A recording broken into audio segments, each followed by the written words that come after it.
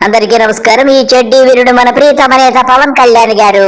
ఆయన ఒక salon open చేయడానికి డైర్ లాంటి చెడ్డీ వేసుకుని ఎన్నో స్టిల్స్ ఇచ్చుకుంటూ ఒక చక్కగా ఆ సెలూన్ ఓపెన్ చేశారు. గతంలో యువతకు ఎన్నో హామీలు ఇచ్చాడు, ఎన్నో ఉపాధి పథకాలు, ఎన్నో ఉపాధి అవకాశాలు కల్పిస్తారని సొల్లు మాటలు చెప్పి ఇప్పుడు సెలూన్లు ఓపెన్ చేసి చెడ్డీ వేసుకుని తిరుగుతున్నాడు ఇతడు. ఇకపోతే గతంలో సుగాలి ప్రీతి అనే ఒక అమ్మాయిని రేప్ చేసి చంపేస్తే ఆ అమ్మాయి గురించి వాళ్ళ తల్లిగారి దగ్గరికి కర్నూలు వెళ్లి అనేక వాగ్దానాలు చేసి ఆయన అధికారం చేపడతాను, ఈ కేసు అంతము చూస్తాను, మీరు భయపడకండని ఓట్లు దండుకొని అనేక రకాలుగా ప్రంగాలు చేసి జగన్ తిట్టి ఇప్పుడు చెడ్డీ వేసుకుని సెలూన్ ఓపెన్ చేసుకుంటున్నాడు.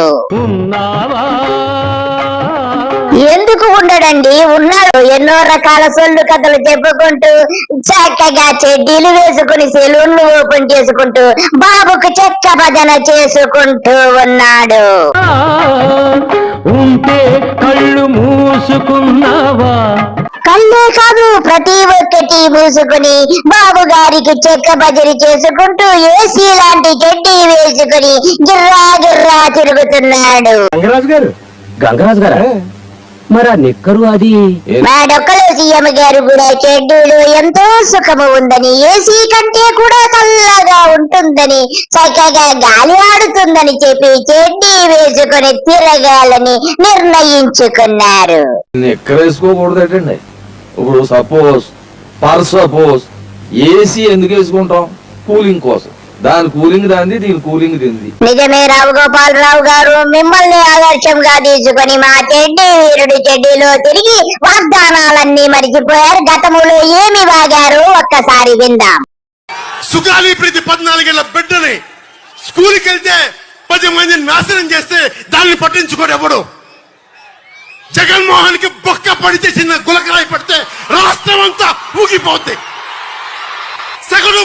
చూశారు కదా ఫ్రెండ్స్, మన చెడ్డీ కళ్యాణ్ ఎలాగా హిస్టీరియా రోగిలాగా రెచ్చిపోయాడు. అది ఎప్పుడు ఎన్నికల ముందు, ఎన్నికల తర్వాత అన్ని గాలి కొదిలేసి సిగ్గు లజ్జా వదిలేసి తిరుగుతున్నాడు. అక్టోబర్ లో అన్నను కలిశాను.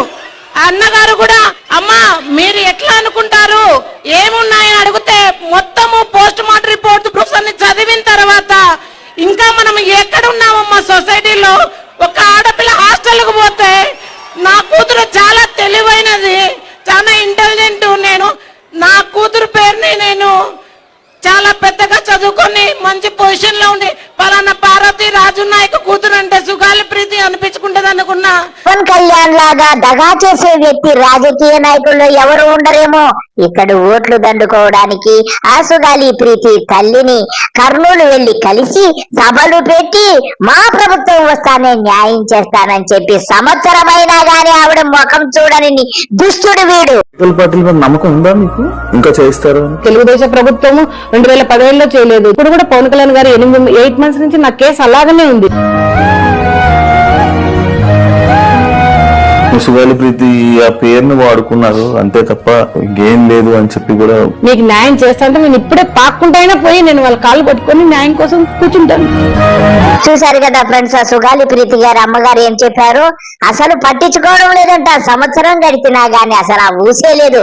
మరి చెడ్డీ కళ్యాణ్ అన్నం తింటున్నాడో మరి ఇంకా ఏమైనా తింటున్నాడో మనకు తెలియదు.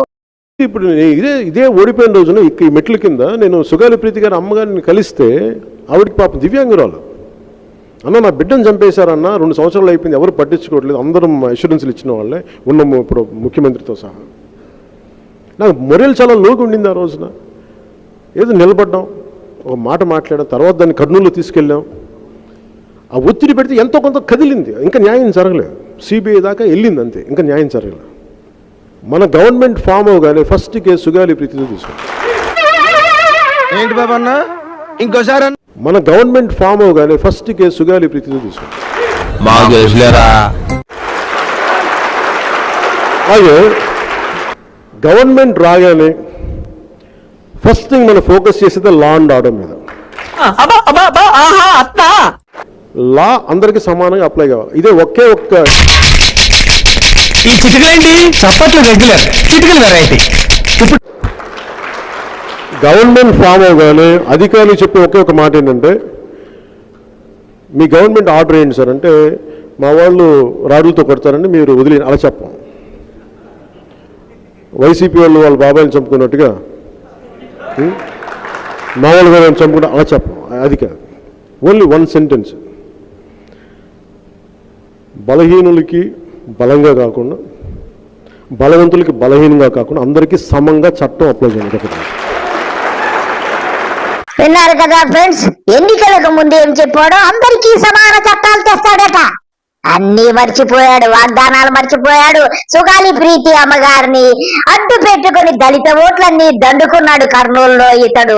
అంతేకాదు, ఇతడి పిఠాపురం నియోజకవర్గంలో దళితులను వెలివేస్తే ఒక్క మాట పలకరించని ఈ దుర్మార్గుడుకు ప్రజలు బుద్ధి చెప్పడానికి సిద్ధంగా ఉన్నారు. పిఠాపురం నియోజకవర్గంలో అమానుష ఘటన చోటు చేసుకుంది. మల్లాం అనే ఊరిలో దళితులను గ్రామం నుంచి బహిష్కరించారు అగ్రవర్ణాలకు చెందిన వారు.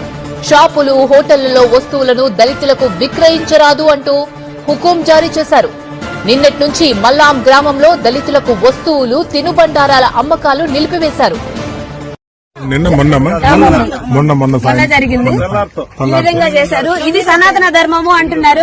మన కూటమి ప్రభుత్వం ఏం చేస్తుంది? ఈ సనాతన ధర్మాలు ఇట్లానే కాపాడుతున్నాయా? ఈమెనైతే మహాభారతంలో అదే ద్రౌపది దేవిని వస్త్రాభరణం చేసినట్టు చేశారండి. మరి సిఐ గారికి చెప్పాము, సిఐ గారు ఏం మాత్రం స్పందించట్లేదు. మేమైతే వారాహి మాత అంటే ఎవరో మాకు తెలియదు. నిజంగా చెప్పాలి అంటే వారాహి మాత అంటే ఎవరో మాకు తెలియదు. గౌరవనీయులైన పవన్ కళ్యాణ్ గారిని చూసే ఆయన ఒక దీక్ష తీసుకొని, దీక్షలో ఆయన గుర్తుందో లేదో మరి, దీక్ష తీసుకొని ఒక గుడిలో వారాహి మాత టెంపుల్ లో ఆయన క్లీన్ చేశారు. క్లీన్ చేసి మా దీక్ష తీసుకొని క్లీన్ చేస్తే అది చూసి ఇంప్రెస్ అయ్యి మేము వారాహి మాత సేవకు వచ్చామన్నమాట. సేవకులకు ఇంత దారుణమైన పరిస్థితి ఎదురవుతా ఉందన్నమాట. క్యాస్ట్ గురించి ఏం మాట్లాడారు?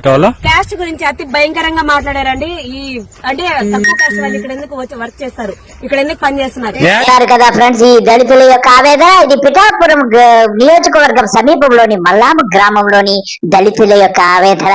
వీరిని వ్యవస్థలను కూడా చేశారంటే ఎవరో కాదు, వీడి కులస్తులే ఈ పని చేశారని నాకు తెలుస్తుంది. ఇకపోతే వీడికి పోయే కాలం దగ్గరకు వచ్చింది. వీడి గూఠాల కూటమికి రోజులు దగ్గర పడ్డాయని అర్థమవుతుంది. అందరికీ నమస్కారము, బాయ్.